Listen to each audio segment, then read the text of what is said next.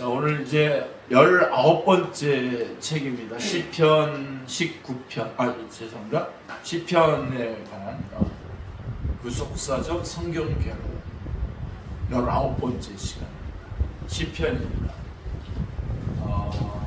시편의 주제는 어디에 나와 있냐면 누가복음 24장이에요. 부활하신 예수님께서 엠마오의 길에서 제자들과 만났을 때 그때 말씀하시죠.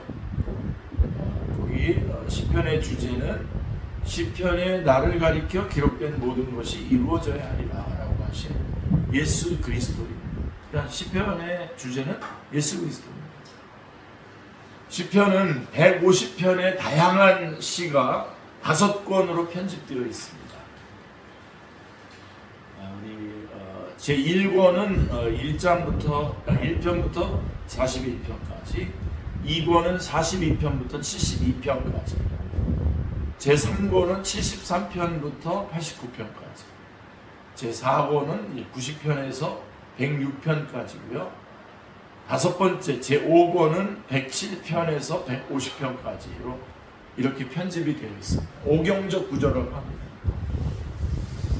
그 중에 다윗의 시라고 하는 표제가 붙어 있는 것만 73편입니다. 73편이 다윗의 시라고 하는 표제가 붙어 있고요. 근데요, 그렇게 표제가 다윗의 시라고 붙어 있지 않은 시 중에도 신약 성경에서는 그게 다윗이 했다고 하는 다윗의 시로 인정하는 것들도 있습니다. 그러니까 표제는 그렇게 안 붙어 있는데도 신약 성경에서는 다윗의 시로 이렇게 인용을 하고 있는 것들이 있습니다. 이처럼 시편의 중심적인 저자는 다윗입니다. 먼저 얘기한다면 다윗은 예수 그리스도를 말하는 거, 결국은 시편의 전체 예수 그리스도를 말하는 것이다. 자, 왜 이 점이 중요하냐면 시편의 중심적인 저자가 다윗이라고 하는 것이 왜 이렇게 중요하냐면 구속사에 있어서 아브라함과 다윗이 하나님이 세워주신 언약의 당사자들 아닙니까? 그래서 우리가 성경을 길게 이렇게 쭉 이렇게 뚝뚝뚝 잘라본다면 원복음, 아브라함 언약, 다윗 언약, 그 다음에 예수 그리스도를 통한 십자가의 구원 이렇게 쭉 이어지는데 아브라함은 근데 이제 아브라함하고 다윗이 우리가 주목을 받는데 언약의 당사자들인데 안타까운 건지는 모르겠습니다만은 아브라함에 의해서 기록된 글은 없습니다. 아브라함이 뭔가를 기록했다는 글은 없는데 그런 가운데에 다윗의 글을 가지고 있다. 이거는 우리에게 있어서 큰 은혜가 되는 거죠. 시편이 바로 다윗의 글입니다. 오순절 성령님의 강림 후에 행한 베드로의 설교에서 다윗을 가리켜서 우리 거기 사도행전 2장 30절 31절 우리 같이 한번 읽겠습니다. 그는 선지자가 하나님이 이미 맹세하사 그 자손 중에서 한 사람을 그 위에 앉게 하리라 하심을 알고 미리 본거로 그리스도의 부활을 말했다고 증언합니다. 자, 그렇다면 다윗이 선지자의 영에 의해서 시편을 기록하였다면 기록 목적이 무엇인가 하는 점은 분명해지겠죠. 그렇죠? 기록 목적이 뭐겠습니까? 이 점은 성령님의 강림 후에 행한 첫 설교에서 구약성경의 많은 말씀 중에 다윗이 기록한 16편을 예수 그리스도의 부활을 입증하는 증거 규절로 인용하고 있고요. 그리고 110편을 부활 승천하셔서 하나님 우편에 앉아 계시는 근거로 제시하고 있다는 점에 의해서도 드러나고 있습니다. 이처럼 시편은 예수 그리스도를 증언하는 데 중요하게 사용되었던 것입니다. 자, 부활하신 주님께서도 우리가 주제로 제가 읽어드렸던 누가복음 24장 44절 같이 한번 읽겠습니다. 모세의 율법과 선지자의 글과 시편에 나를 가리켜 기록된 모든 것이 이루어져야 하리라 한 말이 이것이라. 예, 바로 부활하신 주님께서도 친히 시편의 날을 가리켜 기록된 모든 것이 이루어져야 하리라라고 하는, 이렇게 말씀을 하면서 시편도 예수 그리스도를 증언하는 것이 중심 주제임을 말씀하셨습니다. 여러분 이 말씀을 읽으면 우리는 무슨 생각을 할까요? 아, 그거보다 전체를 다 아우르는 말씀이 있는데 하고 생각하겠죠. 요한복음 5장 39절. 자, 이 성경이 곧 내게 대하여 증언하는 것이다. 그러니까 시편만이 아니라 주님께서 이 성경이 곧 내게 대하여 증언하는 것이라고 말씀하신 대로 모든 성경의 중심 주제가 예수 그리스도를 증언하는 것이라는 점에 확고해야 합니다. 꼭 붙잡고 모든 성경을 대하셔야 됩니다. 자, 우리가 이 점에서 유념해야 할 점은 모세오경, 선지서, 시편 등의 예수 그리스도를 증언하는 말씀들이 그냥 드문드문 섞여 있다고 생각하시면 안 됩니다.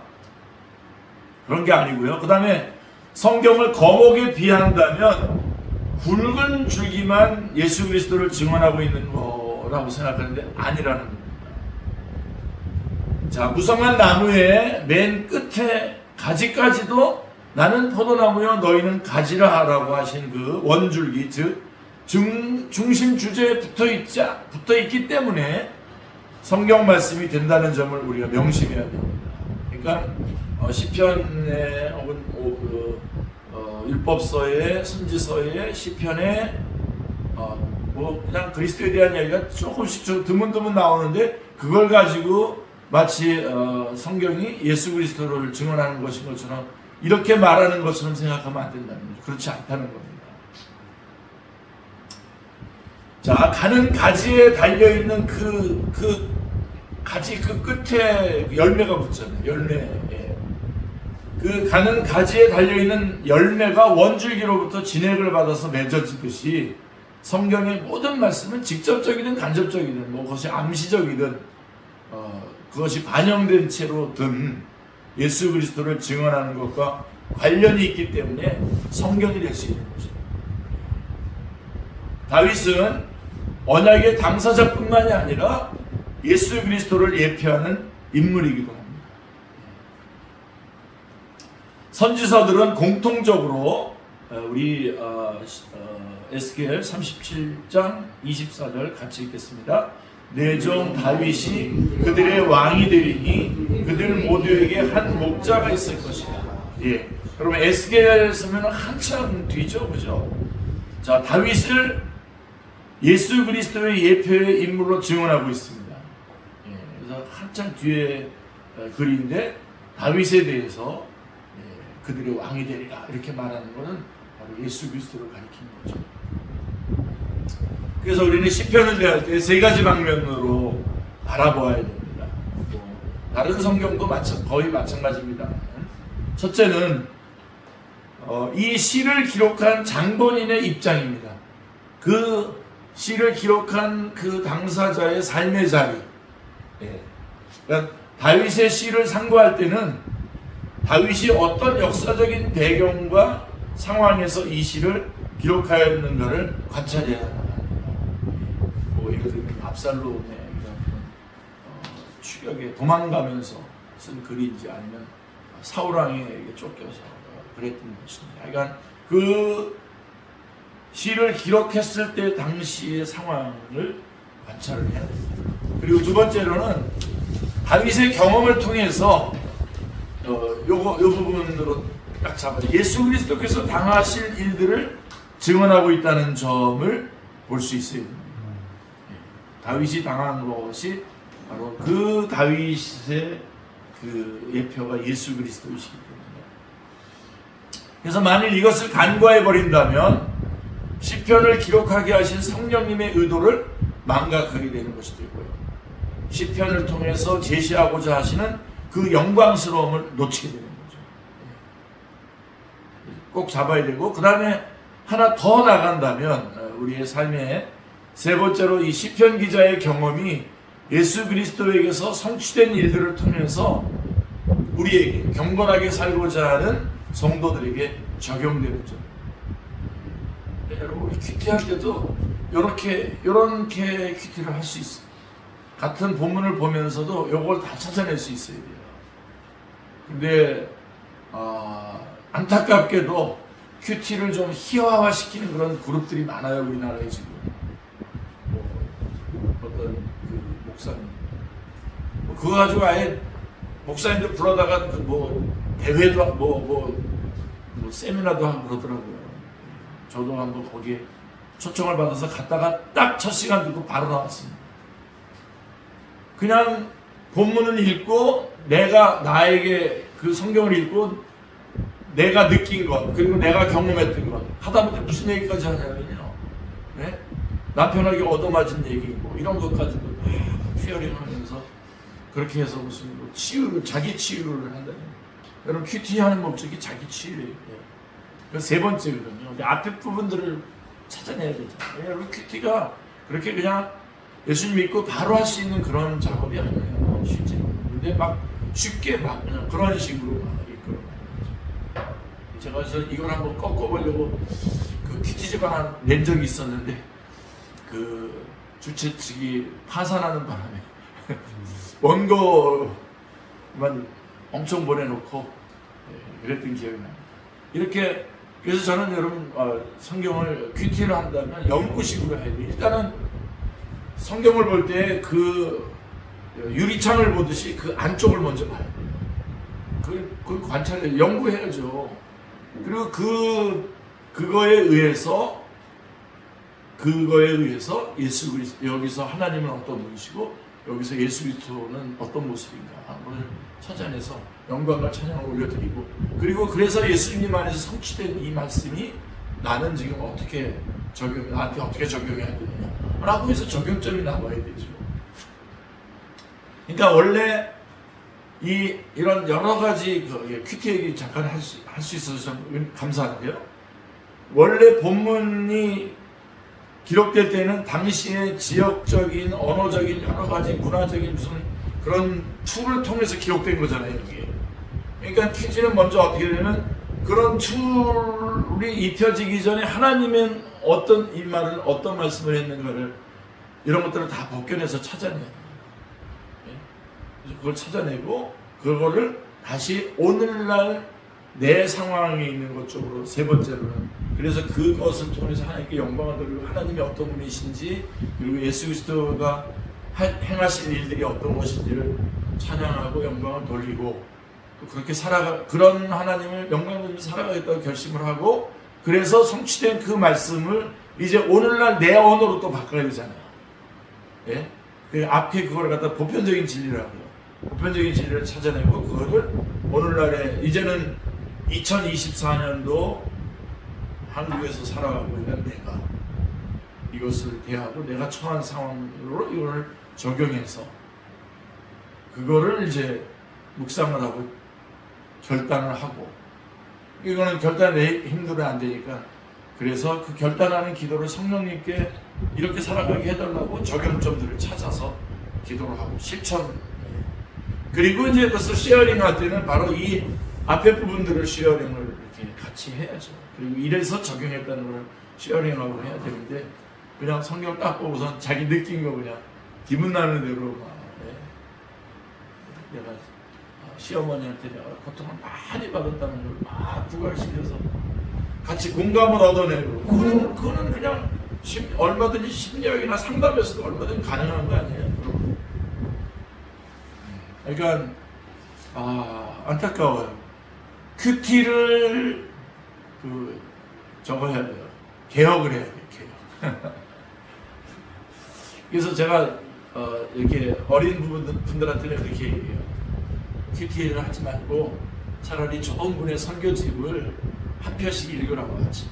차라리 그게 잘 돼 있는 그렇게까지 얘기를 하는데 큐티 자체를 제가 부정하는 게 아닌데 이렇게 했더니 어떤 분이 제 설교 듣고서는 이런 얘기를 한번 강력하게 말해드리는데 큐티 그럼 안 해도 되겠네요.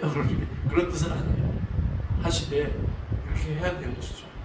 얼마나 그래서 보니까 생명의 뭐 그런 큐티 집들도 요새는 그 앞에 부분들을 강화하려고 많이 노력하더라고요. 일단은 성경을 볼 때에 거울이 아니라 유리창을 보듯이 먼저 안을 봐야 되고, 그 다음에는 거울로 보면서 자기에게 비춰지는 것으로 이렇게 가치가 있는 자, 그래서 시편을 볼 때도 우리는 맨 먼저 원래 성경이 말하려고 할 때의 그 기록한 저자. 그러니까 기계적인 영감이 아니잖아요. 하나님께서 성령님으로 감동을 주셔서 성경을 기록할 때에 내가 딱 펜을 들고 있으면 성령님이 막 이렇게 쓴 게 아니잖아요.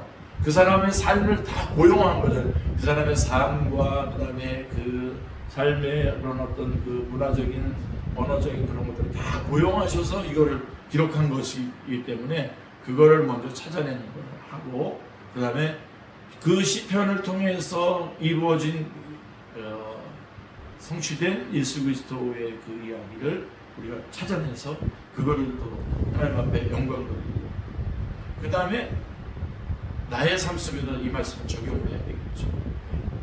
그리스도를 알고 그리스도를 닮아가겠다는 것을 적용을 해야 되겠죠. 그렇게 성경을 읽으시면은 흐트러짐이 없습니다. 딴 데로 빠져나갈 수가 없어요. 대부분 이단들 같은 경우는 대부분 앞에 부분은 완전 전무죠. 상황은 앞에 어떻게 해서 이것이 기록됐는가에 대해서는 아주 전혀 체킹을 안 합니다. 그러니까 딴소리 하는 거죠. 자, 그래서 시편만큼 그래서 마지막에 이제 이 시편 기자의 경험이 예수 그리스도께서에게서 성취된 일들을 통해서 경건하게 살고자 하는 성도들에게 적용되는 점, 이 부분을 같이 봐야 돼요. 그래서 시편만큼 성도들에게 위로와 격려를 주는 말씀도 달리 없을 것입니다. 왜냐하면 시편에 수록되어 있는 다양한 그 경험들이 성도들의 생활 현장에서 재현되고 있기 때문입니다. 그러나 그럼에도 불구하고 이쪽으로 바로 오면 안 되고요. 앞에 부분부터 이렇게 점검해서 오셔야 돼요. 자, 그러면 첫 번째로 한번 점검을 해보겠습니다. 다윗이 당한 순환의 의미. 다윗과 관련된 시편들을 크게 보면 크게 세 부류로 나눌 수 있습니다. 첫 번째는 사울로부터 무고히 고난을 당하면서 기록한 것이고요. 사울. 그 다음에 둘 번째는 압살롬의 반역 당시에 기록한 내용이고요. 아들을. 그 다음에 세 번째는 이제 블레셋과 같은 대적과의 전쟁 중에 지은 시가 크게 이렇게 세 부류로 나눌 수 있습니다.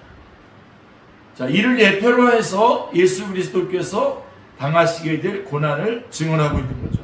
그러니까 예수 그리스도께서 당하실 고난을 증언하고 있는 거죠. 첫째로 한번 살펴보겠습니다. 다윗이 사울에게 당한 박해의 중심 주제는 무고히 당하는 박해라고 하는 점입니다. 무고히 당하는 박해가 동그라미. 사울은 다윗을 죽이려고 악랄하게 추격을 하나 다윗은 사울을 죽일 수 있는 결정적인 기회가 주어졌음에도 불구하고 어떻게 하죠? 여호와께서 금하신 것이니 라고 하면서, 예를 들면 사무엘상 24장 6절 같은 데 보면요, 해하지를 않습니다.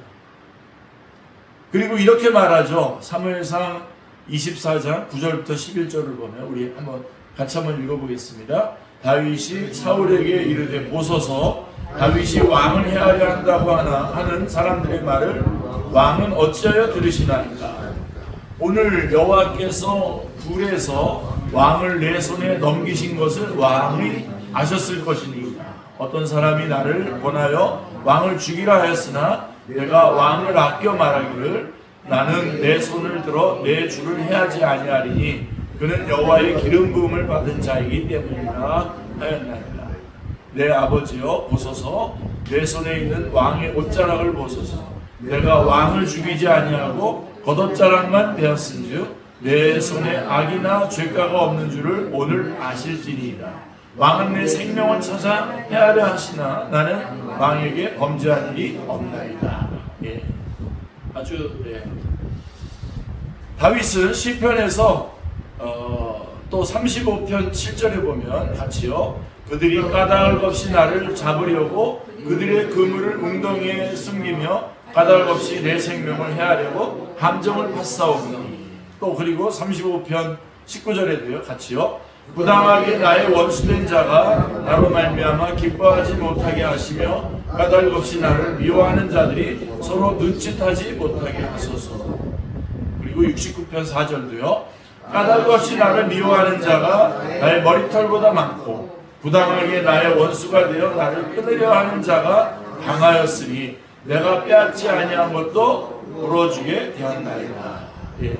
이런 말씀들이 쭉 나옵니다. 근데 여러분, 다윗이 이렇게 무고한 그런 박해를 받지 않습니까? 근데 역사상 가장 까닭 없이 가장 비참한 고난을 당하신 분이 누구이십니까? 예수 그리스도시죠. 주님은 말씀하십니다. 15장, 요한복음 15장 25절 같이요. 그러나 이는 그들이 율법에 기록된 바 그들이 이유 없이 나를 미워하였다 한 말을 응하게 하리라. 이유 없이. 예. 자, 그래서 사울에게 이렇게 이유 없이 당하는 그런 고난에 대한 이야기가 나오고 그것은 예수 그리스도를 예표하고 있는 것이죠.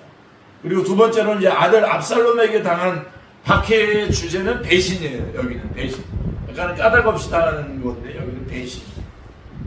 자, 압살롬이 반란을 일으켰을 때 다윗에게 가장 큰 충격을 준 게 여러분 성경 읽으시면서 혹시 보셨나요? 가장 큰 충격을 준 배신이 뭐냐면 사무엘하 15장 31절이에요. 같이 읽겠습니다. 압살롬과 함께 모반한 자들 가운데에 아히도벨이 있나이다. 이 말을 들을 때 충격을 받습니다. 아히도벨의 배신.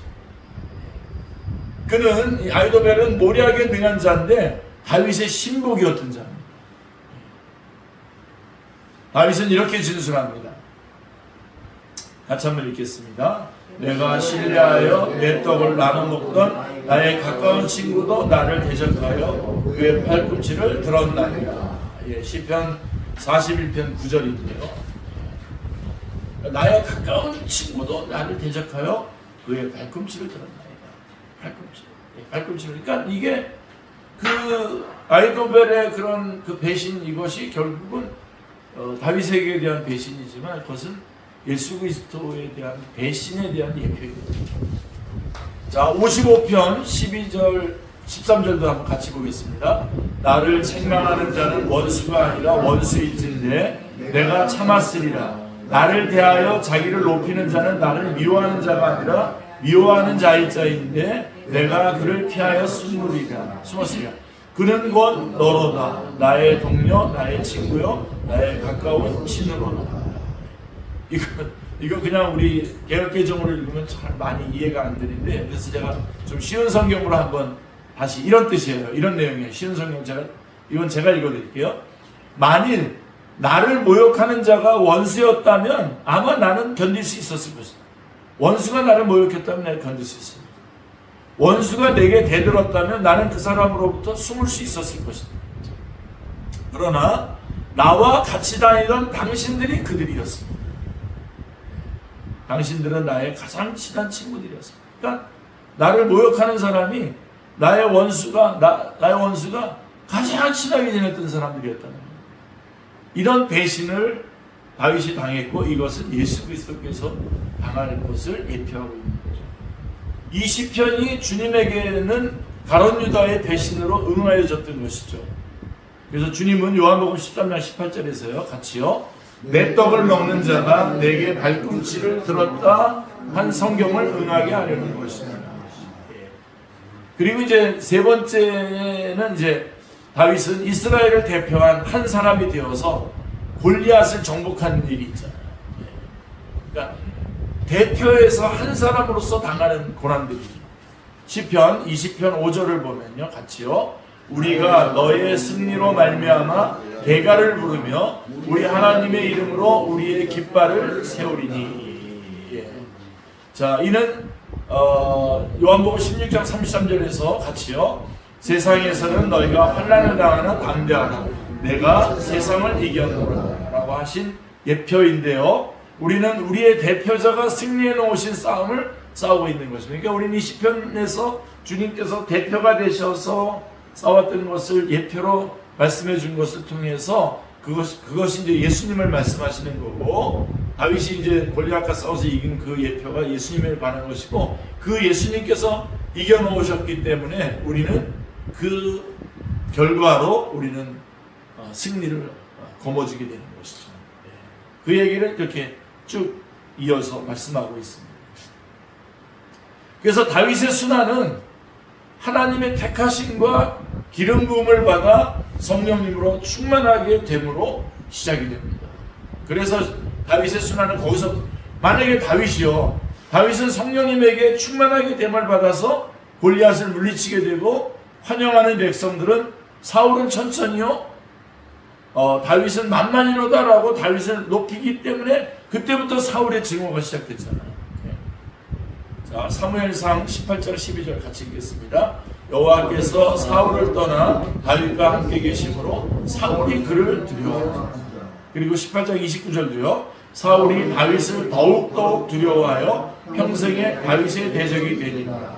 예, 이런 성경 말씀, 또 성경은 이렇게 말씀하심으로써 이것을 성취하고 있습니다. 만일 하나님이 다윗을 택하지 않으셨다면 어떻게 됐을까요? 그냥 그런 기름 부음이 없으셨다면 그는 순환은 없이 양을 치는 목자로 평생을 편안히 마쳤을 것입니다. 그냥 그렇게 평범하게. 여러분, 우리도 예수 그리스도 안에서 이렇게 선택받고 구원받고 하나님의 자녀가 됐기 때문에 우리에게 이런 순환들이, 아까 애매한 어떤 거라든가 배반을 당한다든가 이런 것들이 우리에게 있는 거 아닙니까? 우리가 왜 억울하게 그냥 지나갑니까? 막 나도 가서 한마디 하고 그러죠. 우리 2층에서 뭐라 그러잖아요. 올라가가지고 당신이 늦게 들어왔는데 그러면서 얼마든지 그럴 수 있는데 그렇게 하지 않잖아요. 바로 이런 것 때문에 우리가 그리스도인이기 때문에, 예수님이기 때문에, 다윗이기 때문에, 이렇게 다윗이 기름 부음을 받았기 때문에 이렇게 내려오는 거죠. 그러므로 다윗이 받은 박해는 사사로운 것이 아니라 그리스도를 위하여 받는 박해라고 히브리서 11장 26절은 말씀하고 있습니다. 다윗을 대적한 것은 곧 하나님을 대적한 것이 되는 거죠. 그래서 그 고난에 대해서 얘기했고요. 이제는 좀 짤막짤막하게 정리를 해보겠습니다. 다윗은 예수 그리스도의 예표의 인물이다. 자, 하나님은 다윗이라고 지칭하시지 않고 이렇게 얘기합니다. 사무엘상 16장 1절을 보면, 그래도 한번 같이 읽겠습니다. 짧지만, 이새의 아들 중에서 한 왕을 보았느니라. 예선에 놓았느니라. 이새의 아들 중에서 한 왕을, 여러분 이새의 위쪽으로 쭉 올라가면 누가 나옵니까? 유다가 나오고, 유다로 또 쭉 올라가면 그 야곱, 그 다음에 이삭, 아브라함, 쭉 앞으로 가면 노아, 그 다음에 셈, 노아, 셋, 이렇게 쭉 나가는 거잖아요. 이렇게. 그래서 그 이새를 굳이 이새의 아들 중에서 한 왕을 보았다라고 이렇게 말하는 겁니다. 뭘 얘기하냐면 이 원복음으로부터 시작되는 그런 구속의 언약의 줄기, 여자의 후손의 줄기를 쭉 얘기하려고 하는 의도가 여기에 담겨 있는 거죠. 자, 이 표현에서도 의미하는 바가 깊은데, 왜냐하면 이사야 선지자는 이새의 줄기에서, 같이 읽겠습니다. 이새의 줄기에서 한 싹이 나며 그 뿌리에서 한 가지가 나서 결실할 것이요 라고 이사야 11장 1절에서 메시아 예언을 하고 있기 때문에 그렇게 강조하고 있는 거죠. 그러므로 하나님께서 다윗을 택하신 목적은 누가복음 1장 32절 우리 짧지만 같이요. 그 조상 다윗의 왕위를 그에게 주시리니. 그렇게 말씀한 메시아 왕국의 예표로 세워주신 것입니다. 이 점을 에스겔 선지자도, 자, 우리 그 성경 말씀은 항상 같이 읽겠습니다. 에스겔 37장 24절에 보면 내 종 다윗이 그들의 왕이 되리니 라고 이렇게 예언을 하고, 호세아 선지자도요, 호세아서 3장 5절 같이요. 그 후에 이스라엘 자손이 돌아와서 그들의 하나님 여호와와 그들의 왕 다윗을 찾고 라고 이렇게 예언하고 있습니다. 다윗은 이미 죽은 지 수백 년이나 되었음에도 불구하고 내 종 다윗이 그들의 왕이 되리라 하심은 예수 그리스도에 대한 명백한 예언이었던 것입니다. 그러므로 다윗이 박해를 받은 것은 예수 그리스도께서 받으실 박해에 대한 그림자였던 것입니다. 만약에 교훈적인 관점은 교훈적으로 이 시편을 본다면 그런 관점은 다윗의 처지와 형편을 한창 설명한 후에 우리도 다윗을 본받자고 곧바로 적용을 시키겠죠.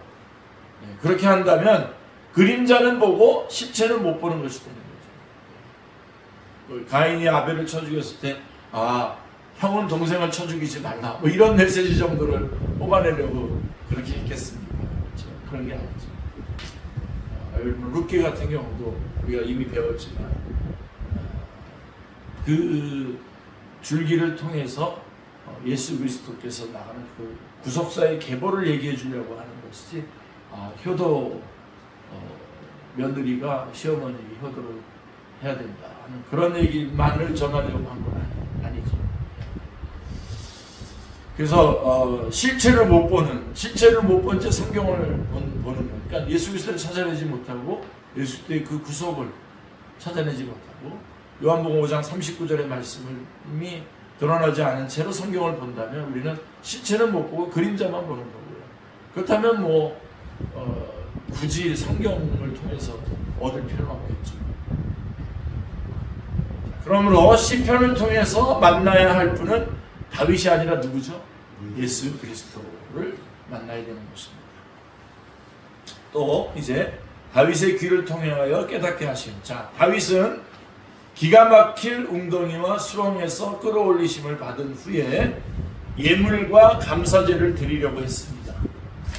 그래서 다윗은 하나님이 나 자신을 요구하신다는 것을 깨닫고는 40편 7절이요 같이요. 그때에 내가 말하기를 내가 왔나이다 나를 가리켜 죄송합니다. 없습니까?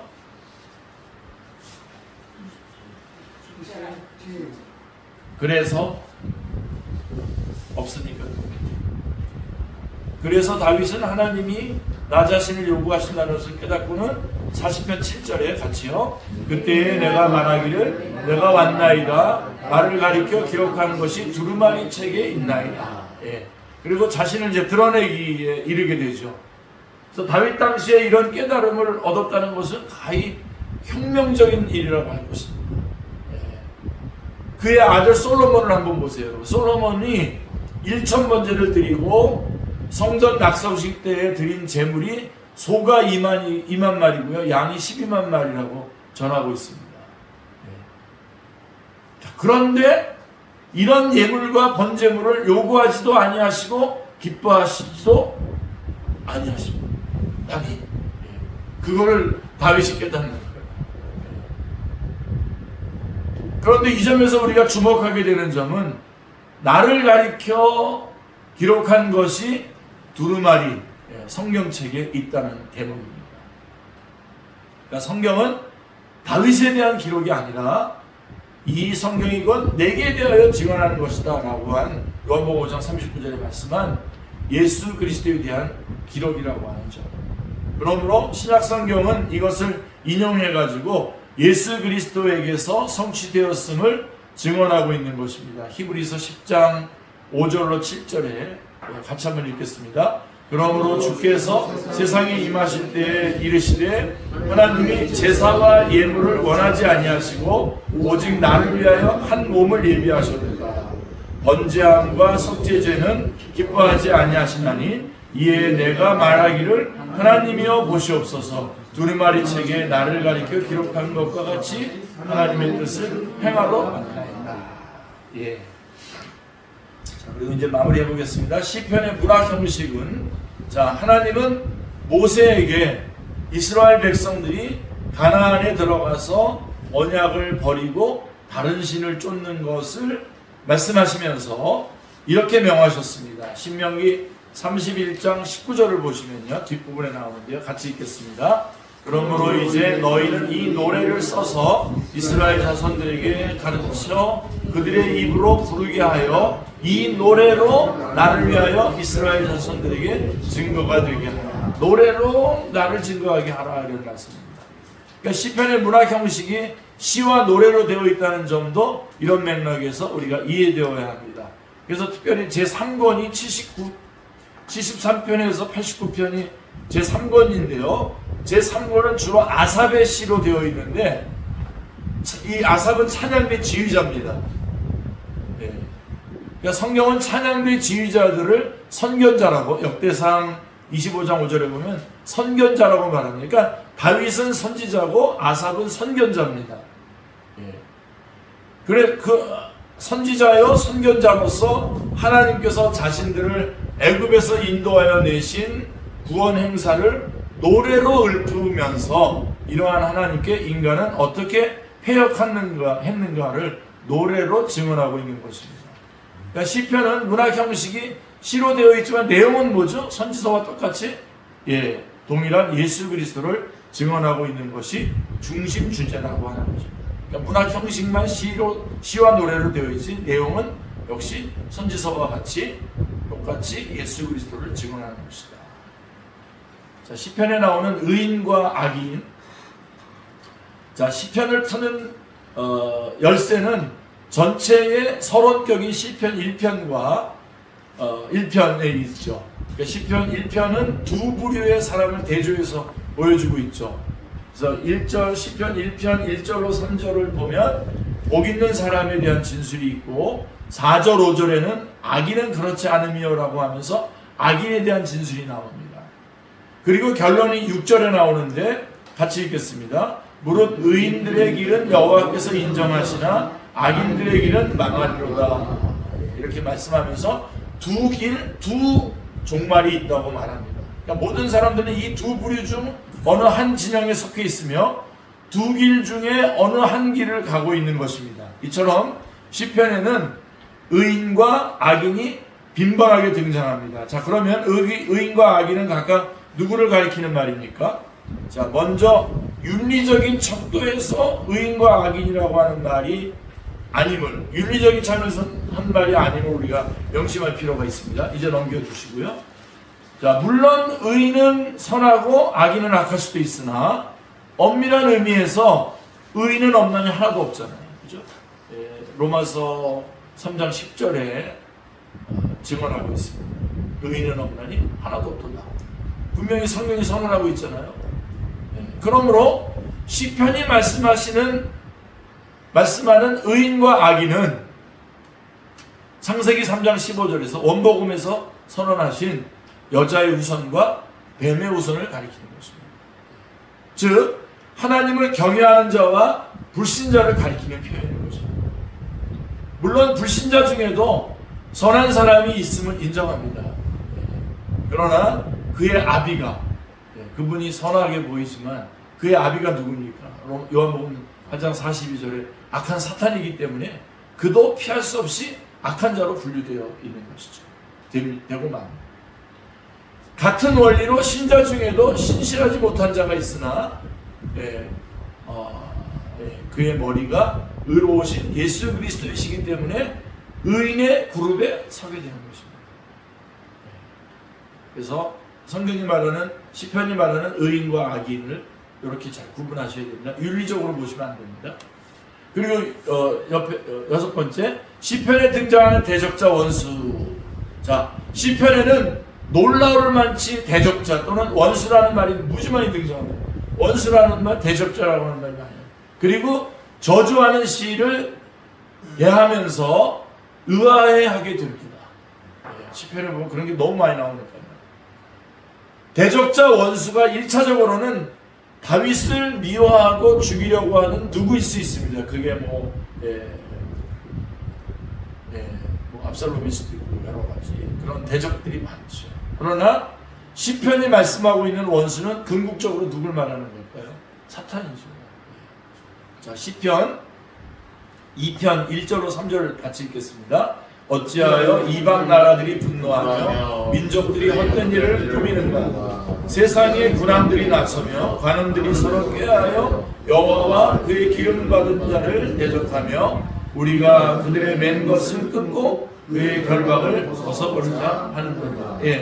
주님을 판자는 가룟 유다였으나 그에게 팔 마음을 넣어준 자는 누굽니까? 사탄이었던 것입니다.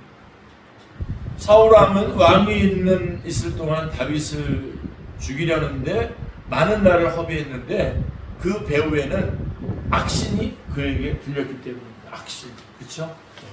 그러므로 시편에 나오는 무자비한 저주는 사탄에 대한 적개심으로 이해해야 됩니다. 그러니까 시편에도 그렇게 막 저주를 퍼부으니까 우리도 좀 퍼붓자. 딴 사람한테 막 퍼부어도 되는 그런 거 아니란 말이에요. 마지막 심판 때에는 사탄과 그의 추종자들이 함께 불과 유황불에 던져줌을 받게 될 것입니다. 이런 내용도 나오고요. 자, 그래서 이제는 진짜 마무리해야 되겠네요. 시편의 중심 주제. 자, 시편의 중심 주제는 같이 읽겠습니다. 14편 7절. 이스라엘의 구원이 시온에서 나오기를 원하노라. 53편 6절. 시온에서 이스라엘을 구원하여 줄 자가 누구인가? 라고 하는 예수 그리스도와 구원이 시편의 중심 주제입니다. 그러므로 시편은 예수 그리스도의 전생애, 즉 사역을 다 진술하고 있습니다.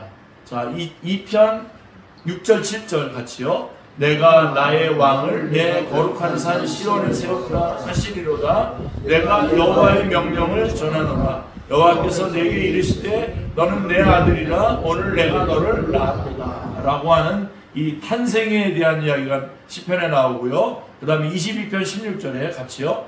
개들이 나를 에워쌌으며 악한 무리가 나를 둘러 내 수족을 찔렀나이다 라고 하는 그 순환에 대한 이야기가 나오고요. 자, 시편 16편 10절에 이는 주께서 내 영혼을 수월에 버리지 아니하시며 주의 거룩한 자를 멸망시키지 않으실 것입니다 라고 한 부활이 나오고요. 예수님의 부활이 나오고요. 110편 100편 1절 같이요. 여호와께서 내 주에게 말씀하시기를 내가 내 원수들로 내 발판이 되게 하시기까지 너는 내 오른쪽에 앉아있으라 하셨도다 라고 했던 부활과 승천, 하나님 우편에 계시는. 그리고 50편 3절을 보면요 같이요. 우리 하나님이 오사 잠잠하지 아니하시리니 그 앞에는 삼키는 불이 있고 그 사방에는 광풍이 불리로다 라고 한 예수님께서 심판주로 재림하실 것에 대한 말씀도 나오고요. 97편 1절이요. 여호와께서 다스리시니 나니 땅은 즐거워하며 허다한 섬은 기뻐할지어다 라고 하는 메시아 왕국에 대한 말씀도 게시되어 있습니다. 이거는 여러분한테 없으니까 제가 할게요. 시편 1편이 그래서 시편 1편이 전체의 서론이라면 마지막 150편은 전체에 대한 성령이라고 할 수가 있는데요.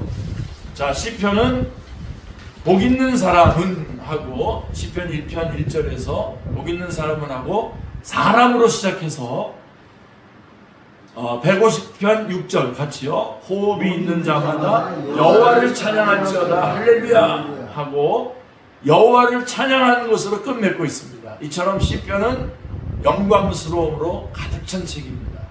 시편은 밭에 감추인 보아라고 하신 보물창고와 같습니다. 그러한 관점으로 시편을 읽으시고 하나님께 영광과 찬양 올려드리시고 또 여러분에게 삶 속에 적용해서 위로와 항상 도전을 얻으시는 여러분이 되시기를 주님의 이름으로 축원합니다. 시편은 마치고요. 잠깐 쉬었다가 잠언